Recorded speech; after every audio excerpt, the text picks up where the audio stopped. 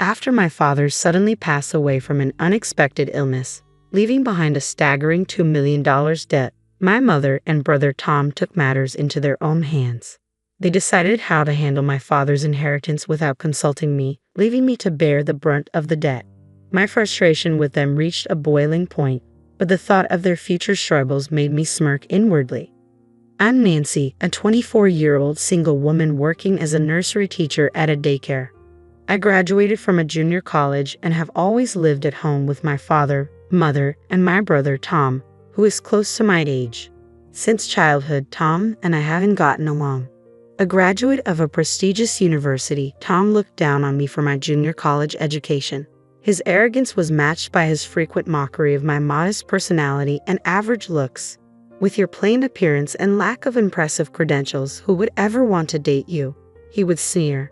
In reality, I do have a boyfriend, but I keep this a secret to avoid provoking Tom's scorn. Though Tom's sarcasm used to sting, those days are long behind me. I now take great pride in my work as a nursery teacher, finding immense joy in interacting with children and watching them grow. Tom's words no longer faze me. My mother, who reveres Tom for his prestigious university degree, constantly boasts about him to relatives and neighbors. In stark contrast, I was often treated as an afterthought. It was clear that my mother favored Tom and showered him with preferential treatment. Unlike her, my father always had my back. Whenever my mother gave snacks exclusively to Tom, my father would secretly share the same treats with me. He would proudly express his admiration for my choice to become a nursery teacher, and I deeply cherished his supportive gestures and words. My father was the CEO of a small company where Tom also worked. Unfortunately, the company's financial situation had been deteriorating recently. Despite my father's relentless efforts to cut the deficit and his late nights at the office, Tom remained indifferent. I can't work for a company run by someone who looks so evenly poor, Tom said, resigning from the company to take a position elsewhere. Since her marriage, my mother had stopped working and fully dedicated herself to managing the household. With no experience in supporting my father's business, she didn't grasp the challenges he faced. Despite witnessing his daily struggles, she criticized him for the company's lack of success. The company is still struggling. If you don't resolve the deficit soon, I won't be able to buy that new bag from the magazine. Honestly, what are you doing every day? You're completely useless, my mother said. She had an insatiable appetite for spending, especially on luxury items, often making impulsive purchases. Her dismissive attitude toward my father, as if she couldn't see the value of his hard work, filled me with outrage. Though I'm no business expert, I've witnessed my father's tireless efforts from a young age and understand how challenging it is to manage a business. My mother, who has been with him for years, should recognize this as well.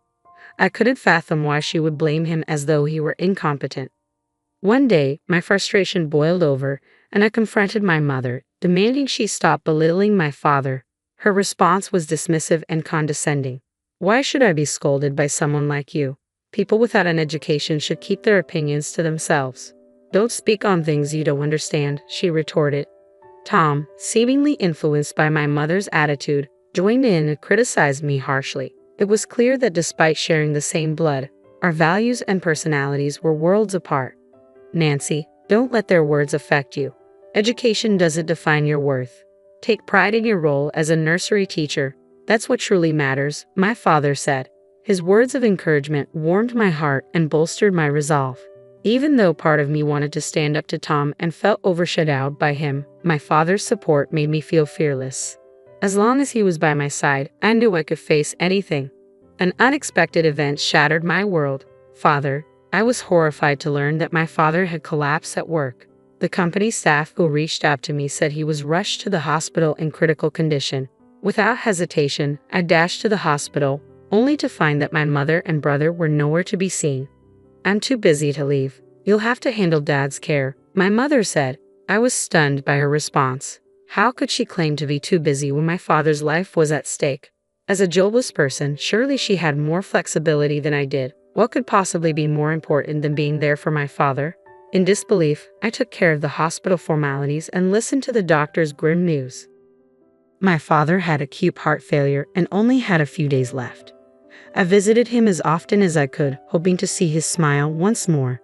A few days after his collapse, as if sensing my presence, he briefly regained consciousness while I held his hand. "Dad, I'm so relieved to see you. Do you recognize me? Can you hear my voice?" I pleaded desperately, but he looked at me with a distant, vacant stare before quietly closing his eyes, never to open them again. Until my father passed away, neither my mother nor Tom made any effort to visit him. They only appeared just before the funeral, clearly reluctant to oversee the arrangements. During our conversation there, it became apparent that my father's company had gone bankrupt, leaving behind a $2 million debt. "Inheritances come with debts," my mother said, her tone dripping with disdain. As the funeral proceeded, both she and Tom began to blame my father for the situation. "He was unreliable in life, and now he's left us with this burden.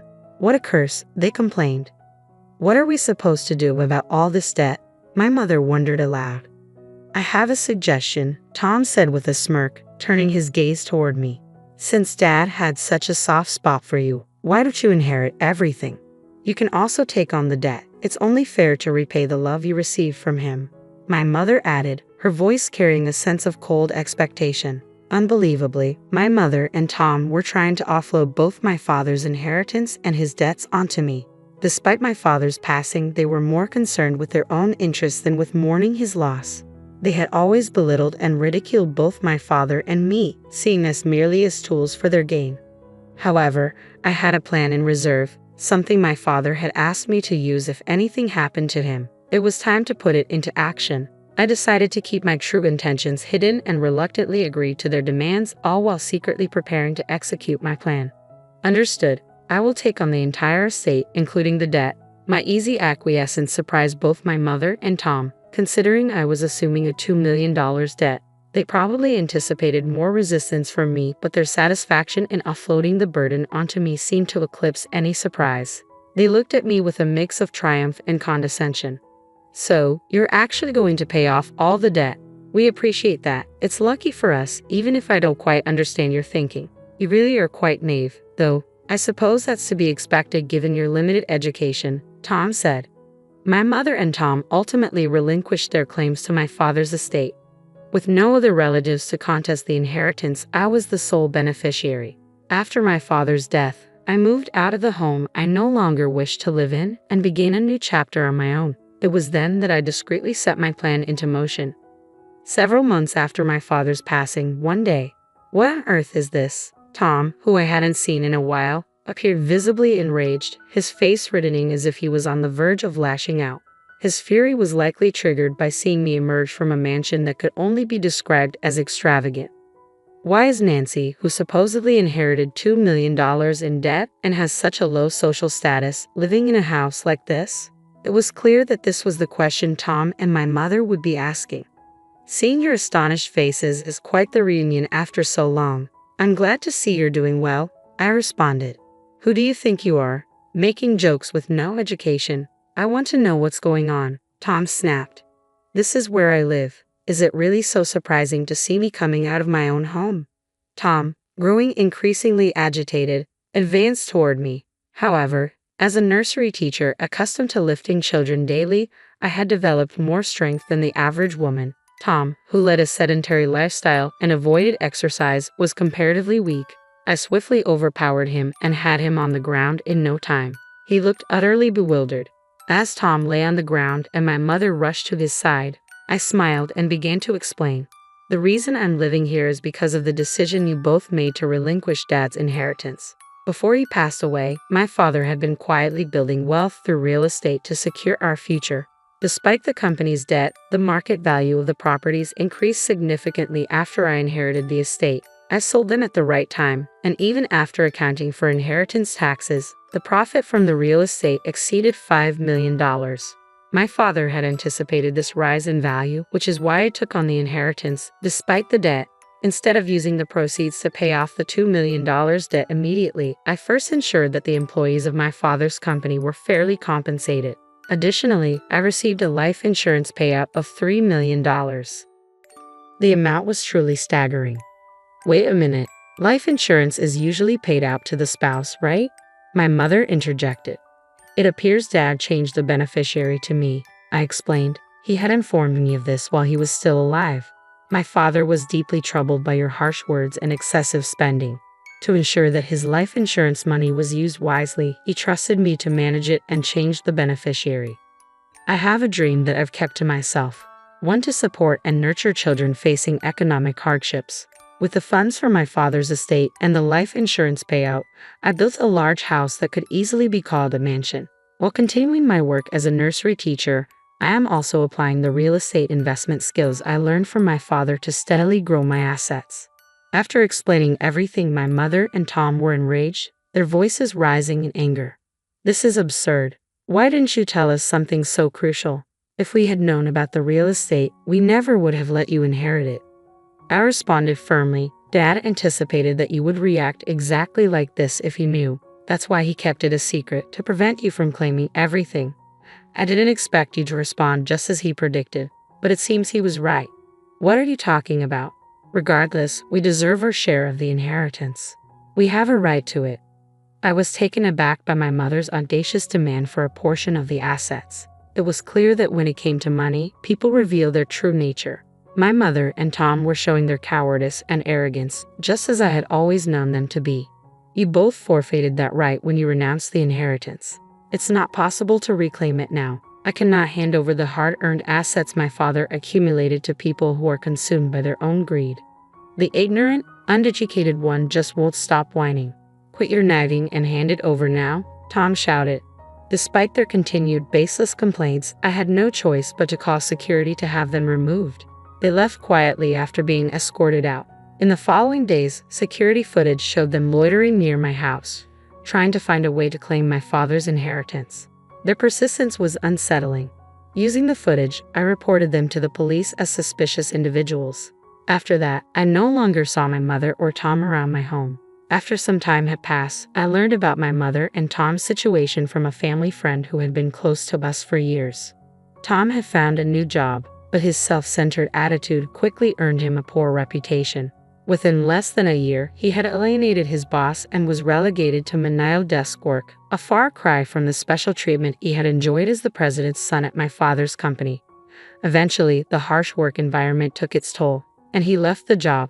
His tarnished reputation made it challenging for him to find new employment within the industry. "Why aren't you working?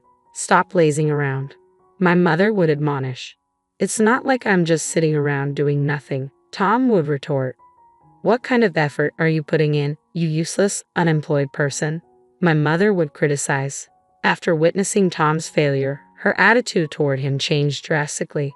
Once doting on him, she now blamed him for his incompetence and joblessness, growing increasingly cold and distant. The shift in my mother's behavior placed immense psychological pressure on Tom, eventually leading him to become a recluse. Having relied on my father's income for years and never having developed the skills or inclination to work, my mother now faces financial struggles alongside Tom. Both are struggling to make ends meet. As for me, I am happily married to the man I had been dating, and we now live in the large house I own.